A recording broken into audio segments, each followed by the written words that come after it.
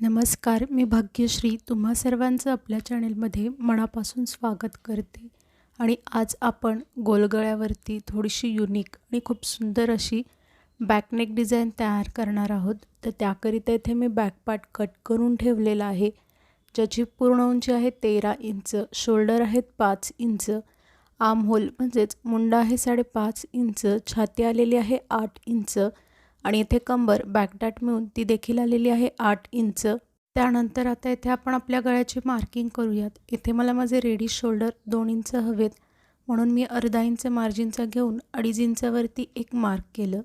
त्यानंतर टेपला त्याच पॉईंटवरती घेऊन खालच्या बाजूला जी गळ्याची उंची आहे ती येथे मी 9.5 इंच घेते आहे आणि जी खालची गळ्याची रुंदी आहे ती येथे मी 3 इंच घेऊन अशा पद्धतीने तुम्हाला व्हिडिओमध्ये दाखविल्याप्रमाणे एक बॉक्स तयार करून घ्यायचा आहे. इथे मात्र तुम्ही तुमच्या अकॉर्डिंगली गळ्याची उंची आणि रुंदी घ्या.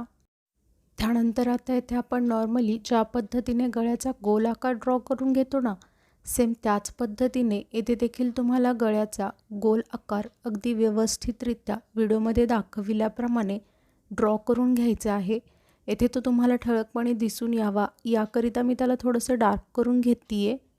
त्यानंतर येथे तुम्हाला व्हिडिओमध्ये दाखविल्याप्रमाणे बॅकपार्टला ओपन करून अगदी मधोमध फोल्ड करून घ्यायचं आहे व्यवस्थितरित्या. आणि त्यानंतर येथे हाताने असं थोडंसं टॅप करून घ्या, म्हणजेच हाताने थापून घ्यायचं आहे, जेणेकरून आपली या साईडची डिझाईन देखील पलीकडच्या बाजूवरती उमटून येईल.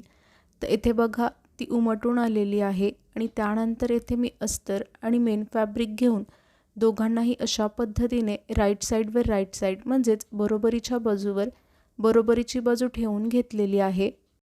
त्यानंतर आता इथे तुम्हाला व्हिडिओमध्ये दाखविल्याप्रमाणे आपण जसा गळ्याचा आकार ड्रॉ करून घेतला आहे त्या संपूर्ण गळ्याच्या आकाराला अगदी व्यवस्थितरित्या इथे तुम्हाला स्टिच करून घ्यायचं आहे. येथे जर तुम्ही व्हिडिओ काळजीपूर्वक पाहत असाल तर तुमच्या एक गोष्ट लक्षात आली असेल की मी गळ्याच्या मध्यभागावरती त्याला बॉल पॉईंट पिन्स लावून पिन्सने सिक्युअर करून घेतलेला आहे, जेणेकरून जेव्हा आपण हा गळ्याचा आकार स्टिच करू तेव्हा आपलं फॅब्रिक इकडे तिकडे हलणार नाही. आणि येथे आपण जसा गळ्याचा आकार ड्रॉ करून घेतला आहे तसाच सेम तो स्टिच देखील केला जाईल.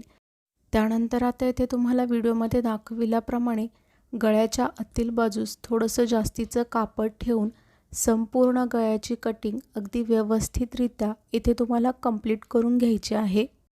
त्यानंतर येथे तुम्हाला व्हिडिओमध्ये दाखविल्याप्रमाणे गळ्याच्या आतील बाजूस हे जे आपण जास्तीचं कापड ठेवलं होतं ना, त्याच कापडावरती अगदी व्यवस्थितरित्या तुम्हाला व्हिडिओमध्ये दाखविल्याप्रमाणे छोटे छोटे कट्स देखील देऊन घ्यायचे आहेत संपूर्ण गळ्याच्या आकारावरती. त्यानंतर येथे हे जे आपलं अस्तर दिसतंय ना, त्याला आतील बाजूस म्हणजेच रॉंग साईडला अगदी व्यवस्थितरित्या इथे तुम्हाला पलटी करून घ्यायचं आहे. इथे मी तुम्हाला सांगितल्याप्रमाणेच अस्तरला रॉंग साईड म्हणजेच आतील बाजूस अगदी व्यवस्थितरित्या पलटी करून घेतलेलं आहे. आणि त्यानंतर येथे आपल्याला संपूर्ण गळ्याभोवती टॉप स्टिच देऊन घ्यायचे आहे. म्हणजेच येथे तुम्हाला काय करायचं आहे, जसा आपल्या गळ्याचा आकार फिरतोय त्याच आकारावरती अगदी व्यवस्थितरित्या येथे तुम्हाला संपूर्ण गळ्याला स्टिच करून घ्यायचं आहे.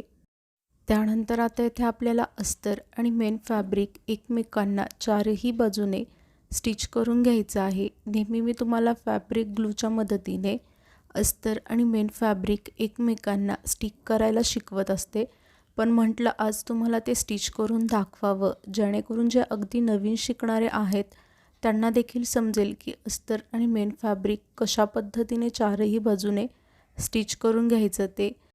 त्यानंतर हे जे जास्तीचं कापड दिसतंय ना, त्याला देखील तुम्हाला व्हिडिओमध्ये दाखविल्याप्रमाणे अगदी व्यवस्थितरित्या कट करून घ्यायचं आहे. बघा, तुम्ही जर इथे अस्तर आणि मेन फॅब्रिक एकमेकांना स्टिच केलं असेल तेव्हा देखील जे जास्तीचं कापड उरतं ना, त्याला देखील तुम्हाला व्हिडिओमध्ये दाखविल्याप्रमाणे अगदी व्यवस्थितरित्या कट करून घ्यायचं आहे. त्यानंतर येथे आपले हे जे दोन्ही बॅकडाट आहेत त्याला आपल्याला स्टिच करून घ्यायचं आहे. येथे मी तुम्हाला एकच बॅकडाट स्टिच करून दाखवते आहे. सेम तुम्हाला याच पद्धतीने जो आपला दुसऱ्या साईडचा बॅकडाट असेल ना, त्याला देखील तुम्हाला इथे स्टिच करून रेडी करून घ्यायचं आहे. त्यानंतर येथे मी कमरेच्या बाजूला कमरपट्टीला स्टिच करून घेते आहे. इथे तुम्हाला जास्ती काहीच करायचं नाही आहे. नॉर्मली आपण ज्या पद्धतीने अर्धा इंच मार्जिन घेऊन कमरेच्या बाजूला सरळ अगदी शेवटपर्यंत कमरपट्टीला स्टिच करून घेतो, सेम त्याच पद्धतीने येथे देखील तुम्हाला कमरपट्टीला अगदी व्यवस्थितरित्या नॉर्मली आपण ज्या पद्धतीने स्टिच करून घेतो त्याच पद्धतीने इथे देखील स्टिच करून रेडी करायचं आहे. त्यानंतर इथे मी डिझाईन तयार करण्यासाठी 2x2चे स्क्वेअर म्हणजेच 2 इंच लांबी आणि 2 इंच रुंदीचे असे चौकोन कट करून घेतलेले आहेत. त्याला फोल्ड करत असताना हे जे टोक दिसतंय ना चौकोनचं, त्याला त्याच्या समोरच्या बाजूला म्हणजेच खालच्या बाजूला ठेवून घ्यायचं आहे आणि त्यानंतर अगदी मधोमध व्हिडिओमध्ये दाखविल्याप्रमाणे व्यवस्थितरित्या फोल्ड करून मग जो आपला बॅक पार्ट आहे ना त्याच्या गळ्याच्या खालच्या बाजूला ठेवून घेऊन त्याला तेथे स्टिच करून घ्यायचं आहे. इथे बघा मी पुन्हा दुसरा एक चौकोन घेतला होता आणि त्याला सेम अगोदरच्या चौकोनला जसं एकमेकांचं समोरचं टोक एकमेकांवरती ठेवून घेऊन त्याला मधोमध फोल्ड केलं होतं, सेम त्याच पद्धतीने येथे देखील मी याला केलेलं आहे आणि त्याला फोल्ड केल्यानंतर असा ट्रायंगल आकार तयार होतो. तोच ट्रायंगल आपल्याला गळ्याच्या खालच्या बाजूवरती ठेवून घेऊन संपूर्ण गळ्यावरती सेम तुम्हाला ह्याच पद्धतीने या ट्रायंगल तयार करून त्याला स्टिच करून घ्यायचं आहे अगदी व्यवस्थितरित्या व्हिडिओमध्ये दाखविल्याप्रमाणे.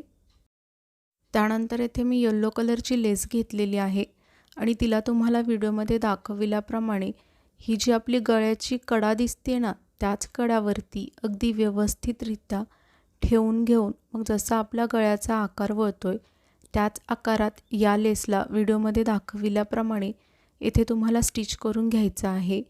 आपल्यापैकी खूप जण व्हिडिओज पाहतात परंतु चॅनेलला सबस्क्राईब करत नाहीत, तर प्लीज असं नका करत जाऊ.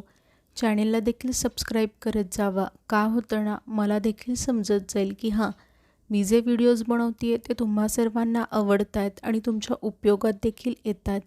आणि जर अशीच सबस्क्रायबरची संख्या वाढत राहिली तर मला देखील एक नवीन उमेद मिळते आणि त्याच नव्या उमेदीत मला तुमच्यासाठी असेच नवनवीन व्हिडिओज बनवण्याची प्रेरणा देखील मिळत राहते. तर प्लीज तुम्ही चॅनेलला आणखीन सबस्क्राईब नसेल केलं तर सबस्क्राईब करून सपोर्ट करा. त्यानंतर हीच सेम लेस मी येथे घेतलेली आहे आणि कमरेच्या बाजूला ठेवून घेऊन तिला अगदी शेवटपर्यंत सरळ स्टिच करून घेते आहे. येथे तुम्हाला जास्ती काहीच करायचं नाही आहे, फक्त कमरेभोवती या लेसला ठेवून घेऊन सरळ तिला शेवटपर्यंत व्हिडिओमध्ये दाखविल्याप्रमाणे स्टिच करून घ्यायचं आहे. आणि येथे मी लेस ही लहानवाली यूज करते आहे, त्यामुळे मी या लेसवरती डबल स्टिच म्हणजेच तिला पुन्हा स्टिच करून नाही घेते. जर तुम्ही मोठीवाली लेस यूज करत असाल तर तिला डबल स्टिच देऊन घ्या, म्हणजेच पुन्हा स्टिच करून घ्या, जेणेकरून ती एकदम फिक्स बसेल आणि लवकर निघणार नाही. आणि येथे बघा आपल्या डिझाईनचा फायनल लुक किती सुंदर दिसतोय. यामुळे आपला गोलगळा जरी साधा असला तरी या ट्रायंगलमुळे त्याला आणखीन शोभा आलेली आहे आणि किती सुंदर दिसतोय लेस लावल्यामुळे देखील. आणि येथे मी कॉन्ट्रास्ट कलर माझ्या साडीचा येल्लो होता म्हणून येल्लो कलरचे असे ट्रायंगल्स लावलेले आहेत.